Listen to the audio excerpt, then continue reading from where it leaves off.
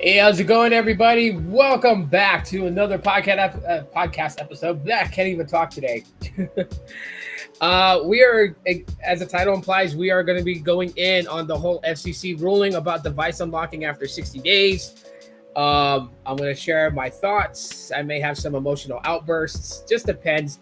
There's a lot to it than what people are, thinking right off the bat, and everybody is celebrating in a certain way. Whereas if it's some sort of defeat, and it's furthest from that. Good on consumers, yes. We'll touch base with like the benefits of this. What up, Brian? Welcome in and salute to you. We'll also be talking about the cons of having a 60-day unlock policy. So just giving more time for notifications on the YouTube side to go out, as well as on Twitch. I am simulcasting to Twitch and YouTube, as well as Instagram on the mobile live. So yeah, if you're on Gram, you probably got notifications if you follow me. But before I get started into it, you guys see the QR code below on the YouTube and Twitch side. That QR code is for you guys to get 1 month free of Helium Mobile if you want to sign up with them and try out their services. Use my promo code to get you a month free. And then also on the very top left corner, there's another QR code, and that's just, if you guys want to give a monetary donation in any size, all is appreciated. You could do so if you want to, where YouTube doesn't take a percentage of that. That's totally up to you. But the biggest support you guys could do that really helps me out is just smashing that like button and sharing this across your favorite social platforms. So let's get into it. What's up, everybody? Welcome in. Glad to have you here. Let me get the chat opened. I am going to share some, some documentations and whatnot from the FCC specifically. But yeah, Brian, you're kind of jumping the gun here. Isaac, what's up, man? Welcome in. Glad to have you here. I'm allowing more time for people to get the notifications that I'm live and kind of jump in. Also simulcasting to Instagram. I got my Instagram camera up there. You guys won't see it on the YouTube side, but it's there, and it's there for anybody that wants to watch on that side. So that way I can also start live streaming to the Gram itself. But yes, Brian, you're hitting it, right? You're hitting one of the aspects of all of this. So without further ado, let's just go ahead and get right into it, right? Early bird catches the worms. Everybody else can jump in as they see fit to, and if they want to see or hear what I had to say in the very beginning of it, they can definitely go back to the very beginning of the live stream and listen to what I have to say. So yesterday, a good buddy of mine, Sneed, dropped a video talking about the FCC and the whole 60-day unlock policy they're really trying to push and implement in. Now, first of all, it's a proposal. It has not been implemented yet, so I think early celebrations is not really a time to be doing it right now. However, I will say this: it looks like that it is going to be implemented, and I know a lot of people are really excited for that. Nothing says that life is grand when you could get your device unlocked and not have to wait like a whole year. One of the biggest problems, has always been like, Boost Mobile, Metro by T-Mobile. They seem to be the ones that, are doing this whole 1 year waiting period before they, network unlock your device. For those to really understand what that is, basically, network unlocking is where your device, if you buy a device straight from a carrier like Verizon, AT&T, T-Mobile, or Boost Mobile, those phones are locked to their network. And so because they are locked to their network, if you try to put a different network SIM card in there, like, if you have an AT&T device that you bought from AT&T and you try to put a Verizon SIM card in it, it's going to want you to network unlock the device. So that way you could use it on different network. So the FCC is proposing that they want these devices unlocked after 60 days. They want to implement this ruling that all carriers have to follow this ruling. And I get it. Everyone else is like, yeah, that's great. Fuck waiting 1 year to get my phone unlocked. I can get it unlocked after 2 months. This is going to be beneficial for all customers and everything like that. And while it is, yes, at the same time, too, it's also detrimental to customers. Customers will have a very bad experience with this going forward after this is implemented in. Reason why is exactly what Brian's been saying on here. We can start seeing a shift on how these carriers sell devices.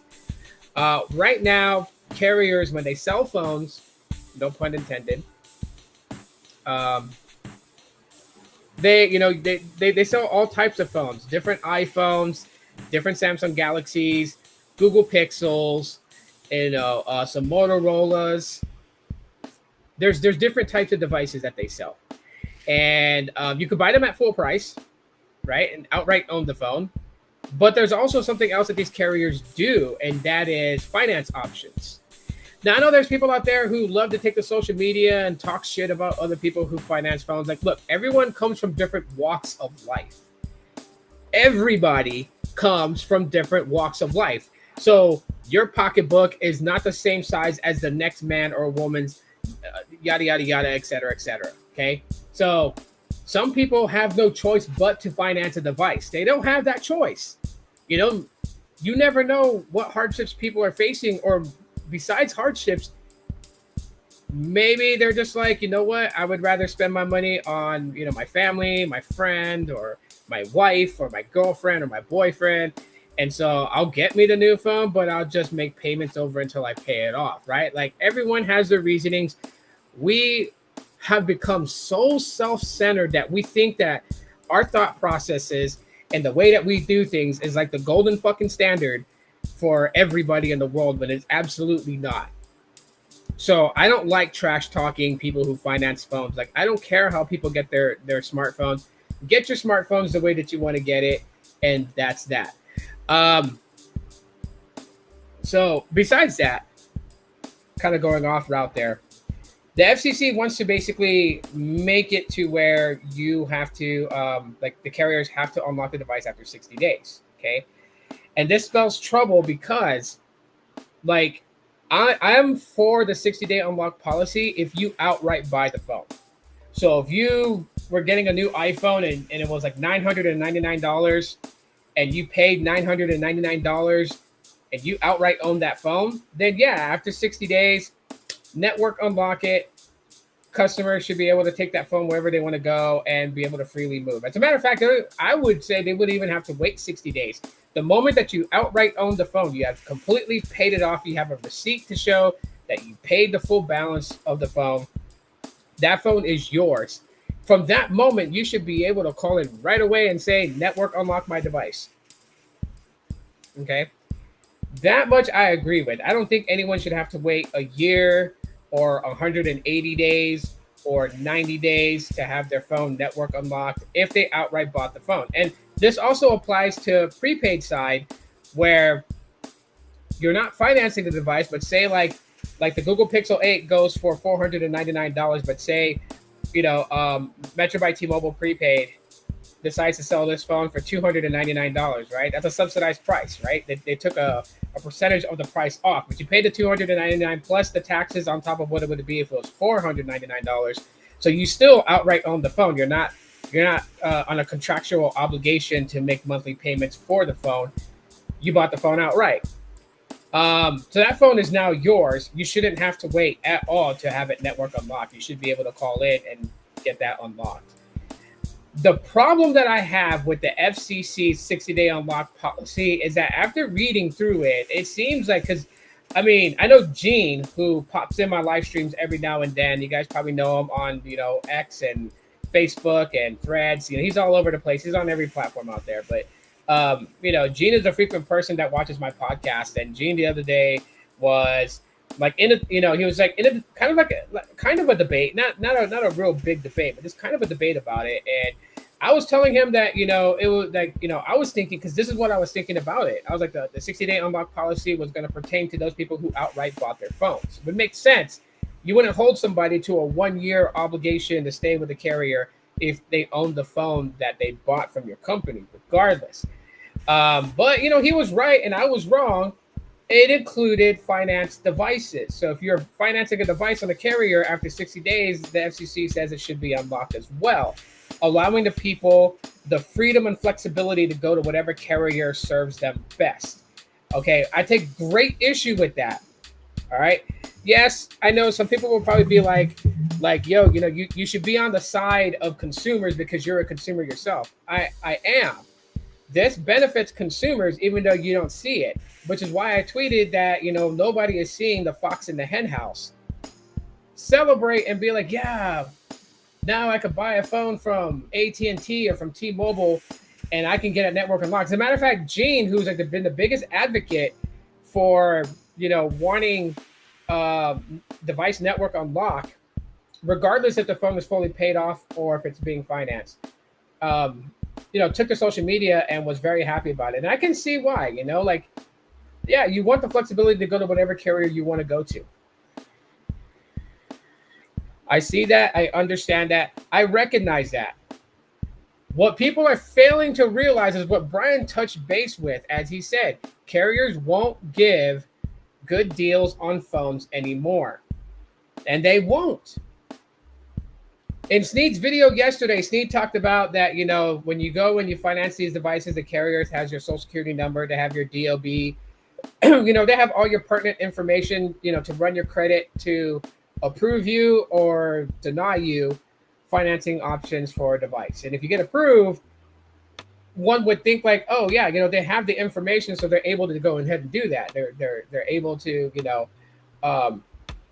person's trustworthy, but not everybody's trustworthy. Some people will abuse their credit. Some people will have good credit on at a certain point and are willing to burn that credit for something that they really want, not thinking about the longevity. I mean, if you're happy about device unlock, no matter what status the phone is in, and not seeing down the long run how this is going to impact a lot of consumers, then of course you're not going to be looking downrange to see how this is going to impact your credit score if you decide to do what people tend to do, and that is, they're on said carrier. Say somebody's on AT&T, all right, and T-Mobile is having a deal on an iPhone 16, right? They say they're like, port your number over, get an iPhone 16 for free, no trade-in required, right? I'm not saying that's what T-Mobile's deal is. I'm just saying that, for purpose sake. Anyways, it's not going to stop a person from porting their number over from AT&T to T-Mobile. Even though the AT&T service is much better for them, they'll still jump to T-Mobile just to get the iPhone 16 for free. And all they got to do now with the FCC's ruling, if this is put into the registry and it becomes a permanent thing, all they have to do is endure T-Mobile for 6 months. Endure the service for 6 months. After that, request for your iPhone 16 to be unlocked, and then you can take your iPhone 16 back over to AT&T, port your number back over to AT&T, and get whatever discount you can get for joining up with AT&T by porting. And you got the iPhone 16, and then you can refuse to pay your final T-Mobile bill, and then that will just sit there, and T-Mobile will try to collect on it. And in order for T-Mobile not to take the loss, they'll sell your debt to a debt collector, who will then start to harass you like every couple of weeks trying to recover that. It'll also be reported to your credit report. It'll be a mark on your credit report, and that will come up if you try to run your credit on something else. And some people really don't care.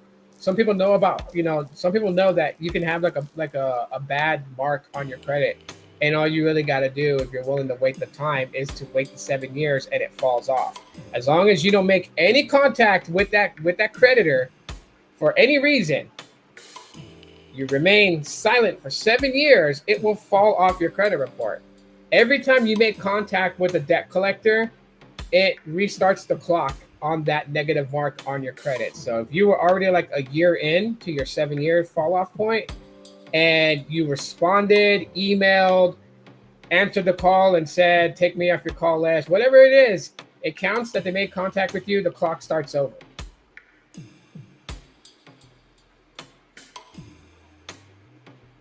Green tea is obviously the best, at least for me. Anyways, on the Instagram side, before going further, guys, if you guys want to catch the rest of my podcast, link in the bio, head over to my YouTube channel and watch right now.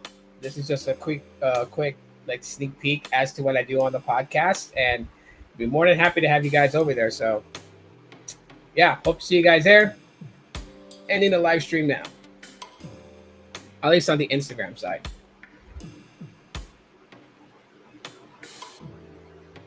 There we go.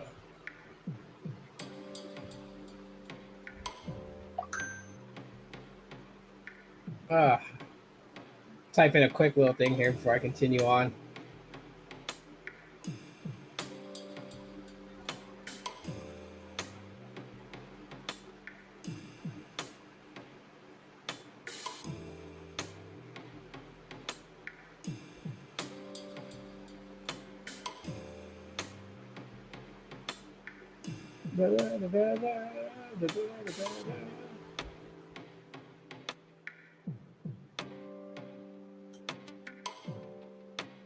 Oh, okay, it already shared. Wow.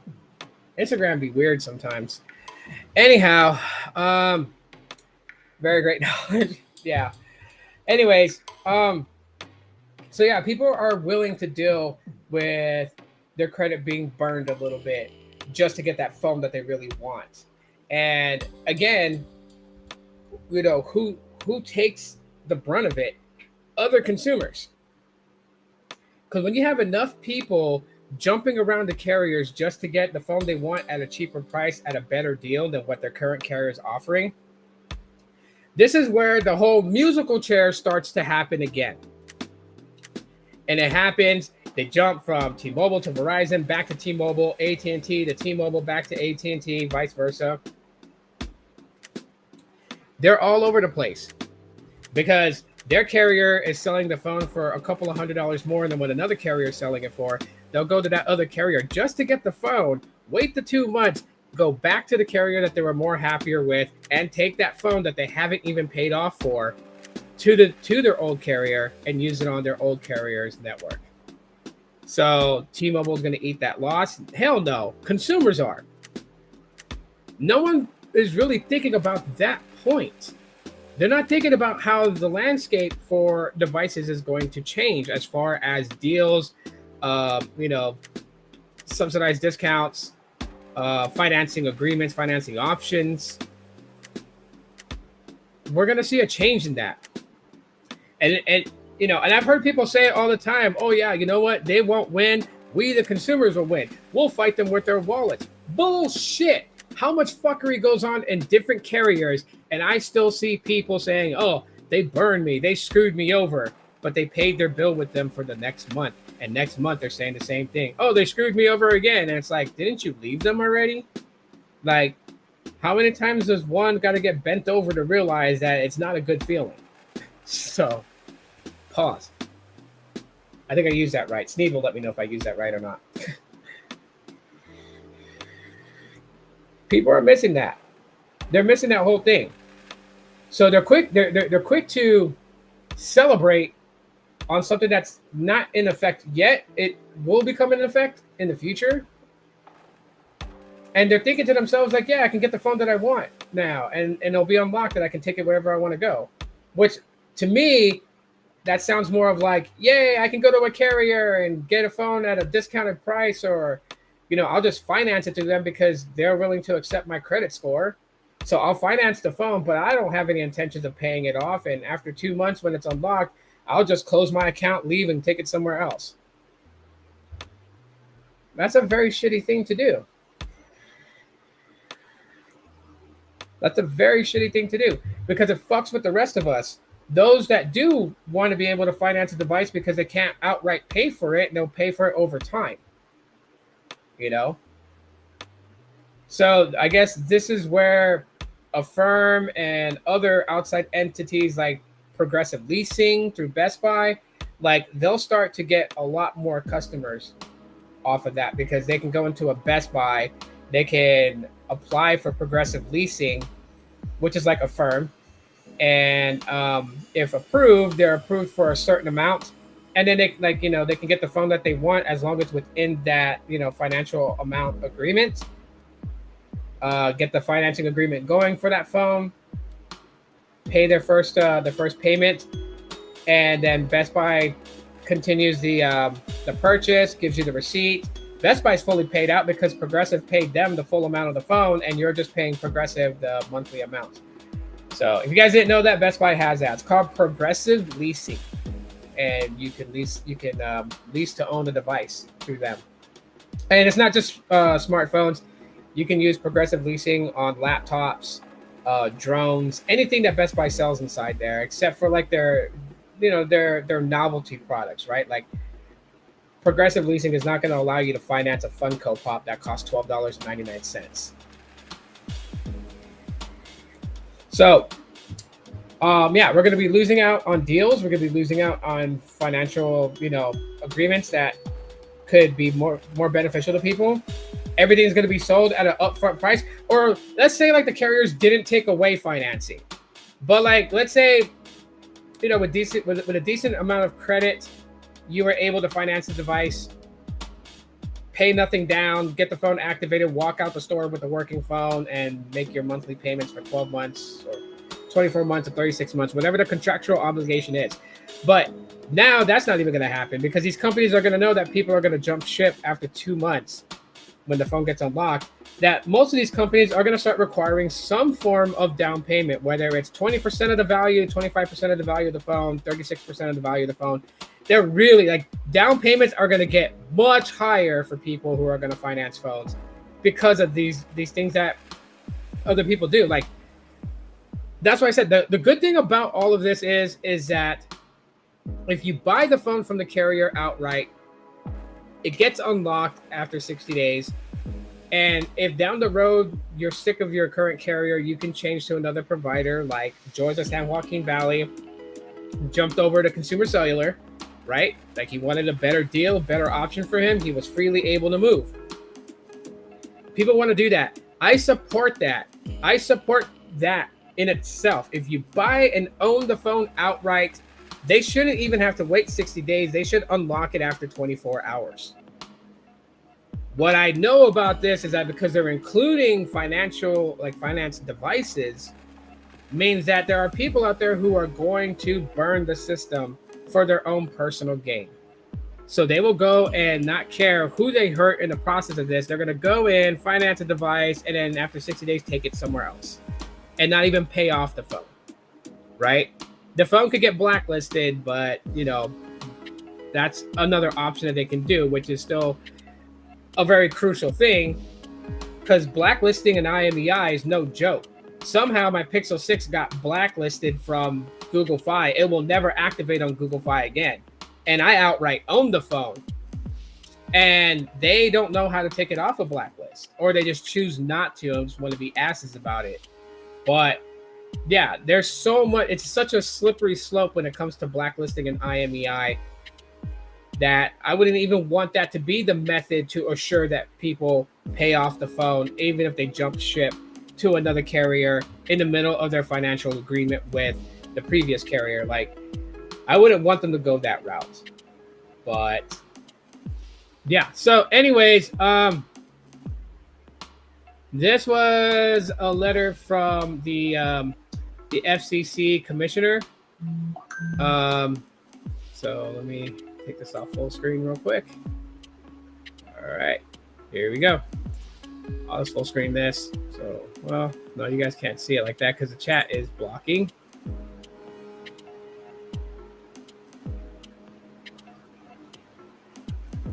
I mean, that's a little bit different though. Like what my focus is on is people who finance devices, getting their phones unlocked and then screwing it. Well, yeah, the Pixel 6 was bought through Google, so it was fully unlocked when I bought it. I just don't know what they did. Like, if you wanna know the backstory to that, what happened was when I had re-signed back with Google Fi, was going through the activation process, was choosing eSIM through the app and going and finishing up my activation. Then it told me that it had an error. The error code was B30. So when I contacted Google Fi support and I told them about the error code, they said that they would have to escalate it to the back office team. I should be getting an email within 48 hours of a response. No email came after 48 hours. Contacted them. They tried to activate it again. They ran into issues. They contacted back office, kept me in the chat, was communicating back and forth with the back office, came forward and said that the IMEI was blacklisted, asked me where I got the phone from. I explained I got it from Google. They said I had to go through Google to show that the phone was paid off. And I'm like, wait a minute. I didn't finance it because at the time when I got the Pixel 6, I didn't have the best credit. So the Google Store would never have given me a finance agreement through the Google Store. I have one now and I'm almost done paying off the Pixel 7a through Synchrony Bank, but back then I couldn't. And so the Pixel 6 I had to buy outright. My wife bought it outright. So I'm just like, you guys are Google. Google-Fi is Google. Google is Google-Fi. So why can't you guys see it yourselves?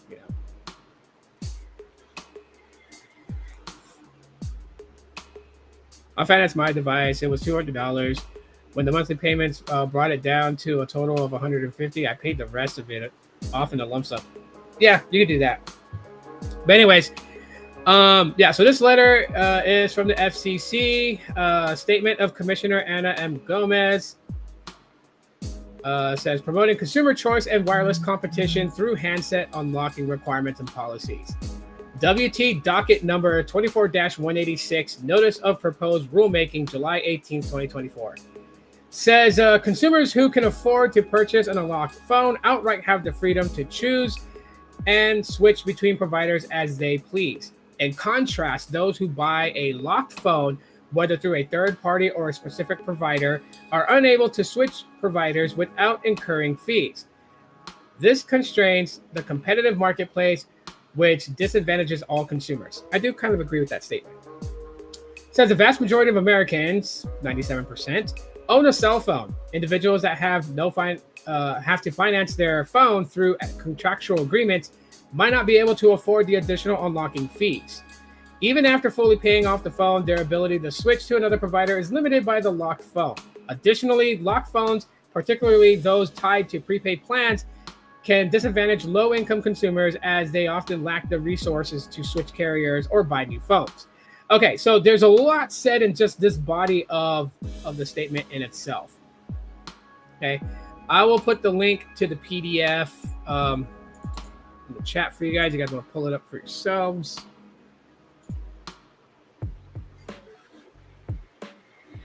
There it is for you guys. Now, there's a lot going on in just this body right here. Okay, so it talks about, those that, buy an unlocked device have the freedom to pretty much go where they want to go. That's absolutely true. They have the freedom to go wherever they want to go because the phone's unlocked to any carrier. They own the phone. They can just end services, go to a different provider, get a SIM card for them, put it in their phone, and it works. Or if it's eSIM compatible, give them, the IMEI2 and the EID number, and then, get it activated onto the new provider.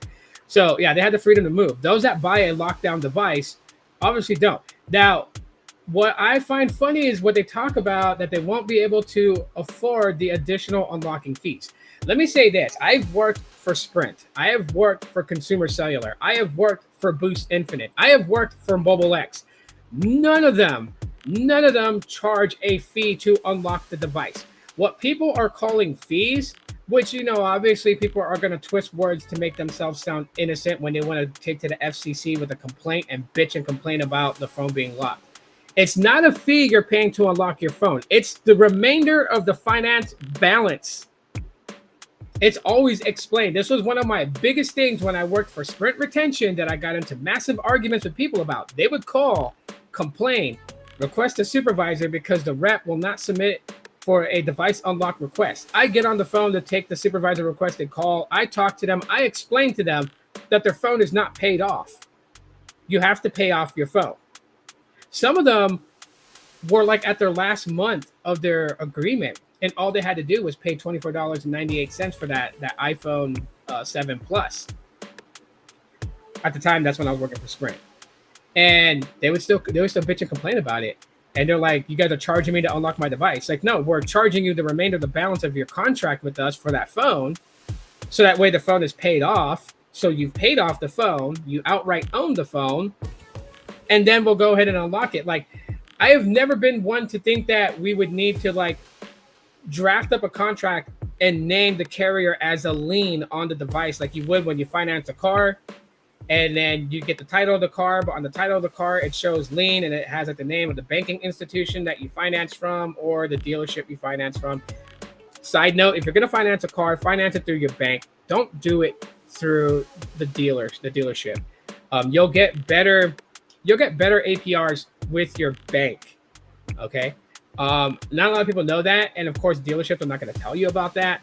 But if you have a bank account with whatever bank, Wells Fargo, Bank of America, whatever it may be, talk to them that you want to finance a vehicle, and you're looking at this dealership, and you'll get all the details of how your bank can assist you in financing that vehicle, which is great because when it's time to buy that vehicle, the bank buys the car from the dealership, and then you're just making monthly payments to your bank, and you'll have a better interest rate, better APR. Side note. Right. See, exactly. Because like you said, if you guys didn't catch his comment in the chat, he was financing a $200 device. He made payments on it. When he got it to $150 as a remaining balance, he paid the lump sum balance, paid off the phone, got it unlocked. He owns the phone. The phone that he's talking about that he financed and paid off, Michael Lokier owns that phone outright. So his request to have the phone unlocked is warranted because he owns the phone. He's paid it off. So that's what I find screwy about this letter is that it says unlocking fees. There is no unlocking fees. Not unless you're taking the phone to a website like the unlocker.com or whatever other site there is that says they can network unlock your device, pay them $40, give them the phone information, and then you'll get an email within 48 hours with how to unlock your device to use a different SIM card. Those are charging a fee because you're paying them to get your phone unlocked. Going through the carriers do not charge an unlocking fee. They charge the remaining balance. Now, the only negative to the device unlock happens to come from prepaid carriers such as Metro by T-Mobile, who recently upped their unlock policy from 180 days to 360 days. So a whole year, the Metro phone you bought will be locked to them until that year obligation's up. Then they will unlock the device. I agree there. The prepaids who sell, even if it's subsidized discount, right? iPhone 12 goes for $399. Sign up with Metro today and port your number over and you buy the phone for $99. Look, you're buying it for $99 because you're fulfilling a request by the carrier. They're asking you to bring your mobile phone number over to them. You did that. So now they're going to sell you the phone at $99. It means that when you pay $99 plus taxes for the iPhone 12, you own the iPhone 12 because part of that agreement was you port your number over. So in this case, I'm not against the unlock policy being brought down to 60 days. That is good for 60 days. If you buy a phone from Boost Mobile, Metro, Straight Talk, whatever prepaid it is, that should be unlocked. As a matter of fact, Helium Mobile, if you guys did not know, Helium Mobile, and I'll put the QR code up for anyone that wants to try out Helium Mobile for 1 month free. Scan my QR code below, and you guys can get your first month on me. Helium Mobile sells 3 Google Pixel devices currently right now. The 7A, the 8, and the 8 Pro. If you buy any of those phones through Helium, yes, if you buy like the 8 Pro, if they have it in stock, you get a whole year of Helium service for free. You buy the 8, you get 6 months for free. You buy the Pixel 7A, you get 3 months for free on them, okay? But the Pixel phones they sell are not locked to them. They're not network locked. So if you buy a Pixel from them, you're able to take it to another provider if you want to, if things don't work out with Helium, or you can add a second SIM to your phone, running it in DSDS, with future devices being able to do DSDA, which is dual SIM, dual active. DSDS is dual SIM, dual standby. So yeah, Helium Mobile does not have locked devices. They're unlocked already, ready for you to use. But yeah, prepaids should unlock devices after 60 days because most people don't really finance on prepaid. There's not a lot of people I see that walk into a Metro by T-Mobile to finance a device. They usually go in there to get the ones that are subsidized discount, the ones that are given for free if you port in. They're getting those, okay? And even though it's free for the phone, you still have to pay the taxes on the phone plus your monthly plan. So, you know, it should be unlocked after 60 days, okay? The only issue I have with this are finance devices. Finance devices being unlocked 60 days before they're even paid off. I'm not saying 60 days before the payoff. I mean, you first get the phone 60 days after you activate it. They have to network unlock it for any SIM to work in it.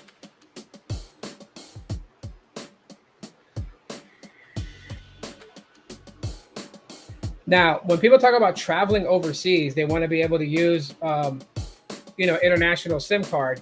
I get that, and I agree with that. There has to be a way for them to be able to unlock the eSIM as it would unlock for a physical SIM when traveling overseas. Because before eSIMs were a thing, if you guys don't remember this back in the day, but you used to be able to contact your carrier and tell them that you're traveling out of the country. They were able to SIM unlock it for international use, but it would still be network locked to the carrier here in the United States.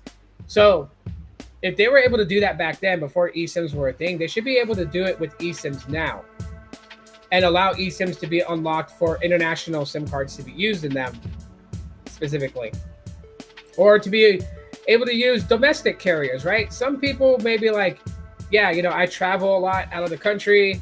I love Verizon service, but Google Fi has the better international usage. So I'm going to have Google Fi active on my phone as well as my Verizon account. Verizon number being the primary, Google Fi being the secondary. They should be able to allow that on a finance device. But completely unlocking it to go on any carrier domestically, I don't agree with.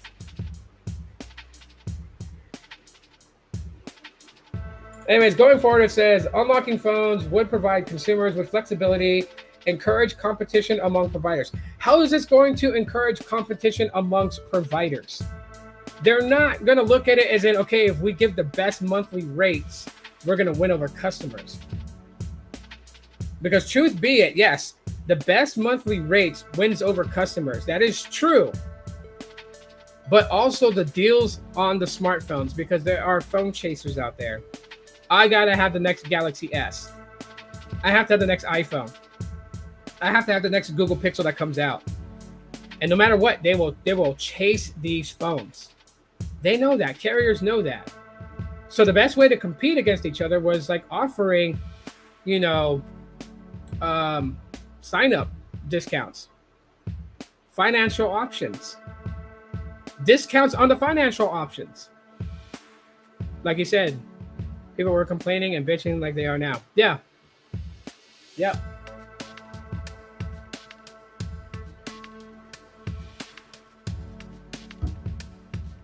And so with that, it comes to that point. So this is, that's just basically what my thoughts are on this whole unlocking policy with the FCC. Like, I like it for those who paid out their phones. I like it for those on prepaid who, fulfilled the obligations required by the prepaid carrier. I agree those phones should be unlocked after 60 days. The only part of this proposal that I don't like is that it is stating that even finance devices need to be unlocked after 60 days. And in that, I will show you guys the actual full docket. I'm not going to go over this because this will take so long. It's freaking 26 pages. And you got to sift through a lot of that. So you guys can read it at your own leisure. Click the link, open it up, save it, download it as a PDF, save it, and read it later at your own leisure. But it talks about the different unlock policies from T-Mobile, Verizon, AT&T. Specifically states why Verizon had a 60-day unlock period. Like right here, it talks about it. Verizon track phone order. Verizon agreed to extend its 60-day unlock policy to all 700 megahertz C-block handset purchase from track phones, subject to a 2-year waiver of the automatic unlocking requirements to allow manual unlocking for those track phone handsets that did not have automatic unlocking capabilities. So it just goes over it. Overall, the reasonings why. Yes, it's so distorted. Some carriers will unlock your phone after 2 months, some after 3 months, some after 6 months, some at a year, right? So it was very different depending on what carrier you went to. But yeah, my only gripe with this is just the finance devices.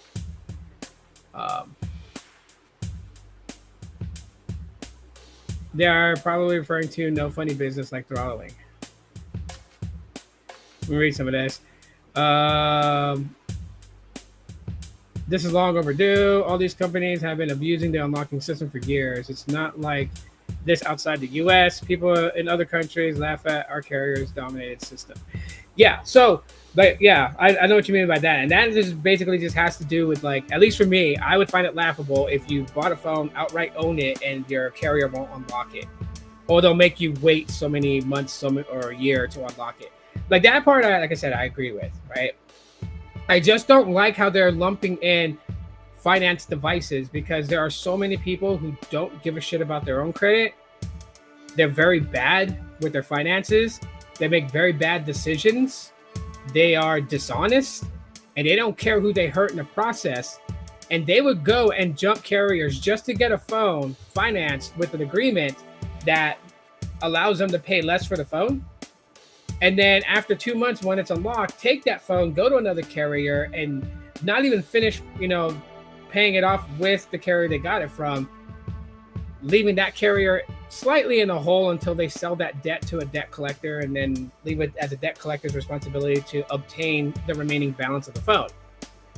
But it makes a lot of consumers suffer, because then you could be expecting carriers to be like, yeah, we're still going to finance devices to those who cannot afford it.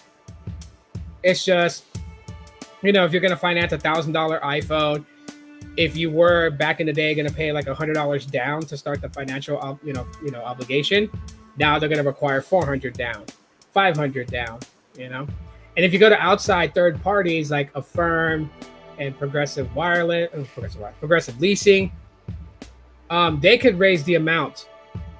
If anyone's ever financed a device with Affirm does actually charge a down payment, and the down payment varies based upon your credit.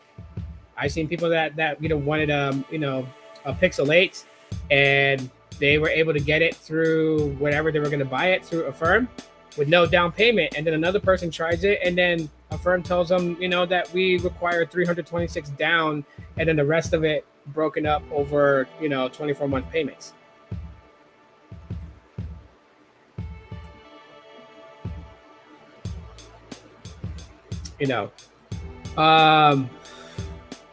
But yeah, you guys can read that there. Another issue that I'm taking, I'm kind of like, demoing myself. So I just switched my plan over. So on Boost Mobile, formerly Boost Infinite, I was on the $25 unlimited plan. My wife was on the early Infinite Access plan. She just gave that up last night.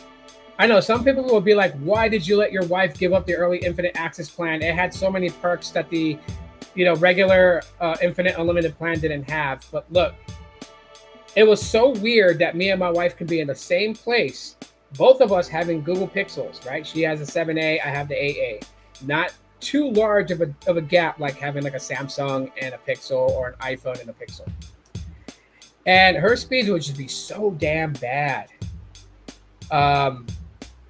Which is crazy, because when I took the Pixel 7a from her, because that's why I had it for a little bit of time, I was testing it, I would have my Boost Infinite SIM in that Pixel 7a in the same spots where she was getting shitty download speeds, and it was just atrocious. Sometimes her phone was not even responding. The app wasn't responding to anything, as if there was no data connection. It would even sometimes pop up a little thing that says no internet. In the same place, I would use my Pixel 8a with my Boost Infinite SIM card in it on a different plan than what she was on, and I would get better connectivity. So we switched both our plans to the $50 unlimited plus plan, right? That's the one with the unlimited talk and text, 40 gigabytes of premium data access, the device financing, $300 off a purchase of a device, and it was all like North America Connect, hotspot. We're on that. And so I'm going to be testing, if my data connection is far better than what it was on the $25 unlimited. I would like to think that's probably the case. I've been asked if this is a real thing, so I am actually testing that out. And in a month from now, in August, I will have a video reporting back on it. But interesting thing with Boost Infinite is that, like, they tell a lot of their customers that they don't do proration. They don't do proration because they're still tending to screw you. And I'll explain why here. Got a little bit of time left in this podcast before I got to end it. So won't be too long on this subject. So my bill cycle ends on the 22nd, which is tomorrow. I set the changes last night, which was the 20th. Set the changes to be on the $50 plan, the new $50 plan that they have. My plan has already changed over since last night. And I already got an email talking about my plan change and her plan change. And so our bill was at $50.73. That our bill is going up, and it will be $100 when our bill is due. Now, of course, we're postpaid. So my service ends on the 22nd. My bill is going to be due on the 7th of or 6th of August. So on the 6th of August, I'm going to be paying $100. Now, some people will be like, well, you changed your plan. You moved up, buddy. $25 to $50. $50 times 2 is $100. Do you need a calculator? And it's like, no, duh. I know basic fucking math. But here's some math for everybody. I have only been on the unlimited plan, the unlimited plus plan at $50 flat rate for one fucking day.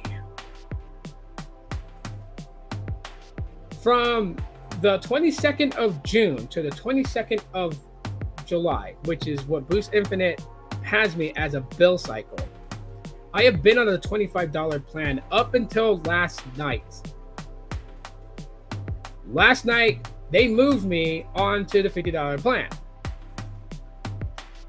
And so you're going to charge me on my next bill, which is the billing period of June 22nd to July 22nd.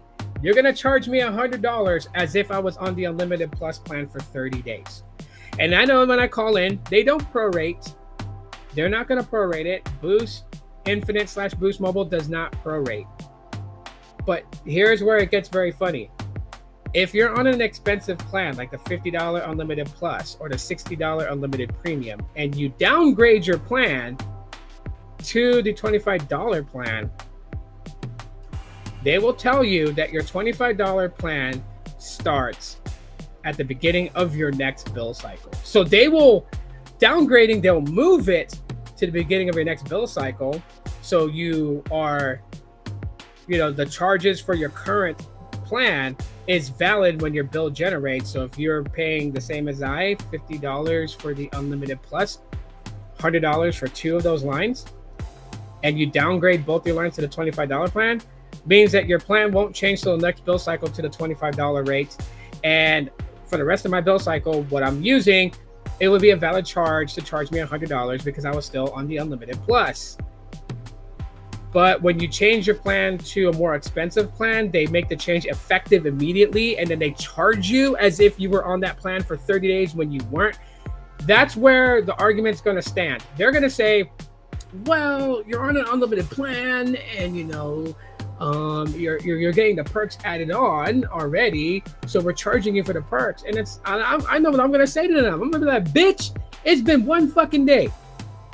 I didn't have the $300 device credit a week ago to use at my disposal, and I didn't have hotspot on, and without adding it on for $10, and I didn't have North America Connect, and I don't know nobody in Canada that I call, and I don't know anybody in Mexico that I would call. So how are you going to charge me for perks for one day? I posted this on Twitter. If you guys follow me on Twitter, now known as X, I still call it Twitter, and I don't give a fuck what people tell me. But I made this analogy. I said on Twitter, the way that they're going to charge me for the plan change on Boost Mobile with the Unlimited Plus for both my lines, charging me $100, even though I haven't started my new bill cycle for the plan to switch over because it had already switched over right away. Telling me that because my plan is on the Unlimited Plus as of today, that I'm going to be paying the full price of that plan is like walking into a pizza joint, ordering a large pepperoni that comes with 8 slices of pepperoni pizzas, them handing you the box for a full pizza, and when you open it, you're only getting 3 slices or even 2 slices of pizza. Like, where's the other 6 slices? And then paying the full amount. Say, like, at a really good pizza eatery, a large pizza, pepperoni, extra cheese is like $27, right? Let's say, hypothetically speaking. So you mean to tell me that people are going to try to justify paying $27 for a whole pizza and only getting 2 slices of that pizza because you ordered it an hour before the pizza shop closed? Does that make sense to anybody? Tell me someone's gonna say, okay, thanks for your service, and walk out happy with just 2 slices of pizza because you ordered a whole pizza an hour before it closed. So they charged you full price for a whole pizza, $27, gave you the box for a whole pizza, and when you open that motherfucker, it's only 2 slices in that. And you're gonna tell me you're gonna walk out okay? Fuck no. I know a lot of people are gonna go in there and raise hell. Where's the other slices? Did someone eat it? You know, people love to just like whip out their phones and fucking TikTok shit about fights at McDonald's and stuff like that. And so you mean to tell me that that's gonna be it? Because if you're gonna tell me no, that's not okay. I want my whole pizza. I paid for my whole pizza. Okay, well, you know, I can see where they're gonna say like they want all their money, but the problem is when it comes to mobile phones, when it comes into carriers, I'm not paying for a whole service that I didn't get to use for the whole month. So in this situation, it is the reverse of the whole pizza analogy in the sense of that, you know,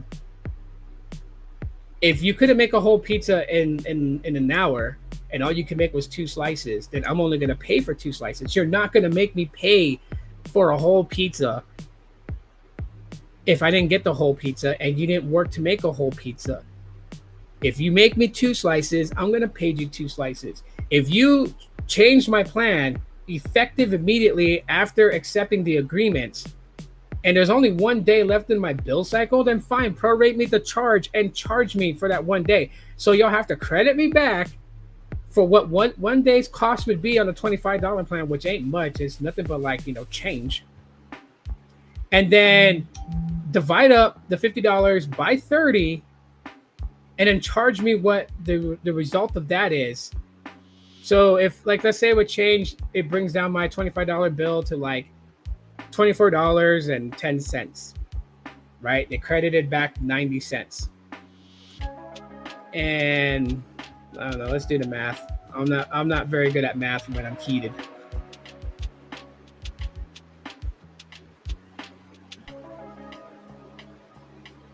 Okay. I can't even type today. $1.66. So then if my bill was $24.10 for the old plan, adding $1.66 to it, that's what my next bill should be per line. Okay. So I don't know why I left there for a second. Well, $24.10, $1.66 would be $25.76 times 2. Why did I leave it again? $51.52. That's what my next bill should be. So a little bit more than what I was going to pay, because what my bill was going to be was $50.73. So that's what my next bill should be, not $100. This is going to cause issue with a lot of people on Boost Mobile, or the new Boost Mobile, formerly Boost Infinite, now Boost Mobile. It's going to cause a lot of problems. You're going to see people that's going to switch to the $60 plan because they want more premium data, they want hotspot, they want all the shebang. And then they're going to like see their next bill and be like, wait a minute, I was on this plan and my bill just ended 2 weeks ago. Why are you guys charging me for the new plan? And then they're going to feed you this crap of like, oh yeah, you know, you changed and we don't do proration. So when you changed immediately, it just marks you as if you had the plan for the entire 30 days, which ain't true. You didn't have the plan for the entire 30 days. So why are you going to be charged that? And they know not everybody's going to go out of their way to file an FCC complaint. I will. So yeah, I'm gonna make Boost Mobile drop my bill down to like 50 something. I thought the more expensive plans was prepaid because Boost website said no contract needed. So I thought that would be prepaid, not postpaid. They put it all together now. It's all combined together. Boost Mobile prepaid, Boost Mobile postpaid, not a thing. They're just Boost Mobile. Yeah, it's so weird how they're doing it. Dish really has no idea of what they're doing. But thing is, is how people are going to feel about it. Because like right now, if you're on any of the old plans, you're grandfathered in it. So if you're on the unlimited infinite plan, what it was called, you'll stay on that. Even though their $25 unlimited is the exact same plan, you'll stay on that. If you're on the early infinite access plan, you'll stay on that. If you're on the early infinite access for iPhone or Galaxy, you'll stay on that. You won't be migrated over to the new plans unless you change your plan to that. Which I think is ridiculous.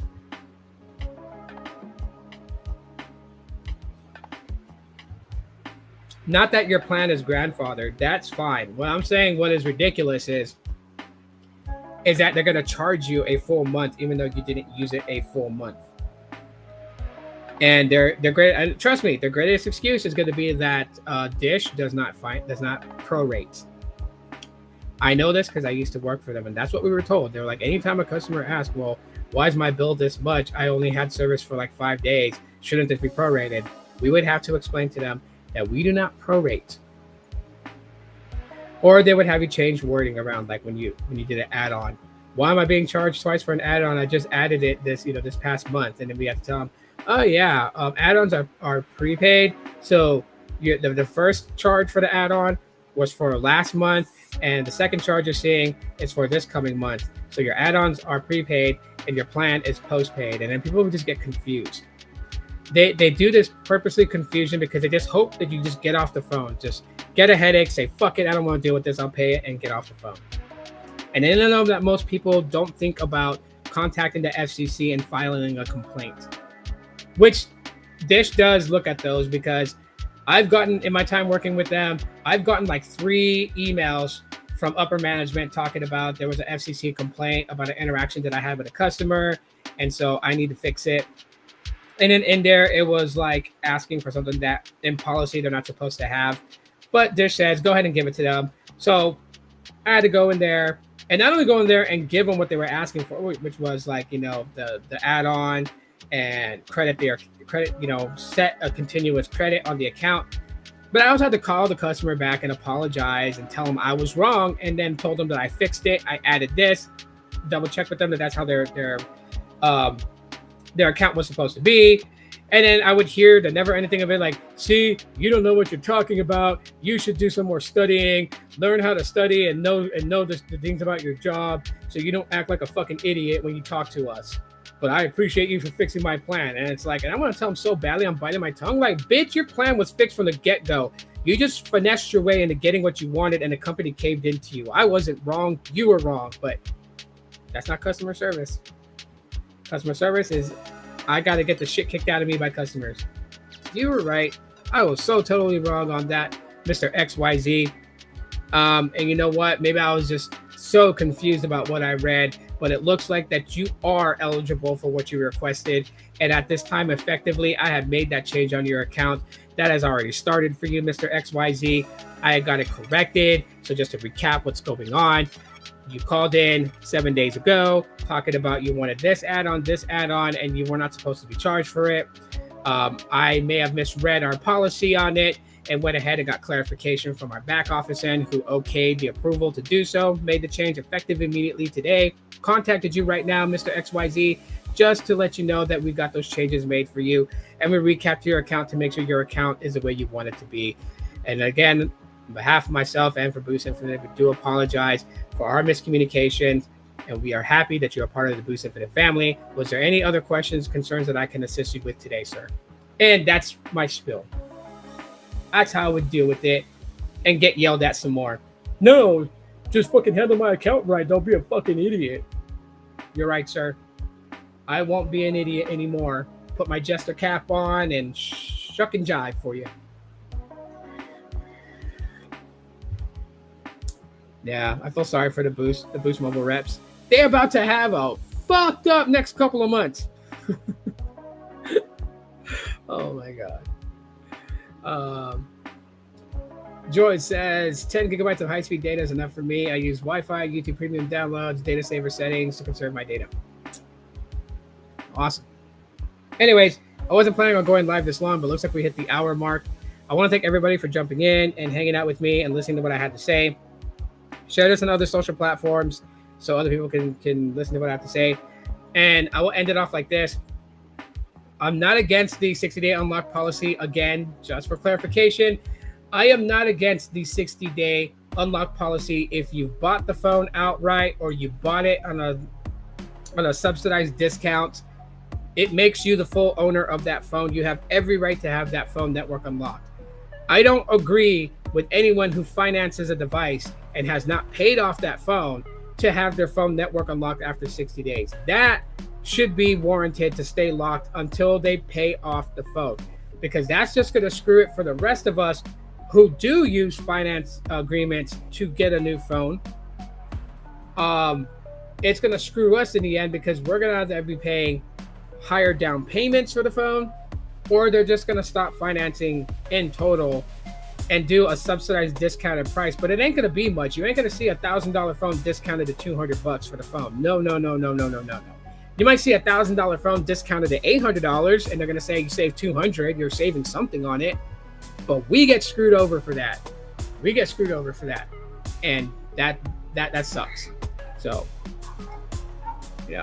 before you go screaming big victory for network unlocking a device, just remember what you're asking for, because in months down the road, because this is going to pass, and when this passes and this is implemented and all carriers have to abide by this ruling, then we're gonna feel it in down the line. And if I take to social media and I start laughing when I start reading posts about tried to get me the new iPhone 17 and they wanted $800 up front. Okay, if you see my little comment with a bunch of emojis laughing, just think of this podcast. Come back to it and listen to it again, and then tell me I was fucking wrong. But watch, I'm not wrong about this. This is going to impact the way that lots of people get phones. I'll leave it at that. Thank you guys so much for hanging out with me. If you guys are interested in trying out Helium Mobile, get 1 month on me for free. Just scan the QR code. It takes you to where you would sign up for services. Use the promo code. It's my legal first name, Roberto. ROBERTO, all caps. Put that where it says promo. Hit apply. You're golden. Sign up for your first services. You will only be charged $1 to show that your payment method is active. Okay, you will not be charged the $20, which is the monthly rate with Helium Mobile. Helium Mobile doing it pretty good. Get unlimited talk, unlimited text. You get 30 gigabytes of premium data access for $20 a month. On top of that, when you pass 30 gigs of your premium high-speed data, you are slowed down to 1 megabit per second speeds. That's better than other carriers that slow you down to 3G or 2G speeds. At least you're above or double of what 3G speed was set at. So, yeah. And you can earn crypto just by mapping. Turning on mapping in your Helium mobile app and then walking around doing your everyday thing. You can earn crypto and you can use that to pay your bill. I'm almost close. I am right now at 12,000 mobile rewards coins. And so that's equivalent to $20.25. So, another 2 days of mapping, I'll have my next bill paid. I haven't paid a bill on Helium Mobile since March when I signed up. That's the only time that I paid. Since then, I haven't paid a phone bill. And it's solid, runs on a T-Mobile service, the T-Mobile network, just for those who want to know. Anyways, guys, gals, love you guys very much. Stay cool. Yeah. Wherever you're at, if it's hot where you are, stay cool, because I know excessive heat warning. And I will see you guys later. Stay tuned for other videos dropping later today too as well. Got some videos coming for you guys. Aloha.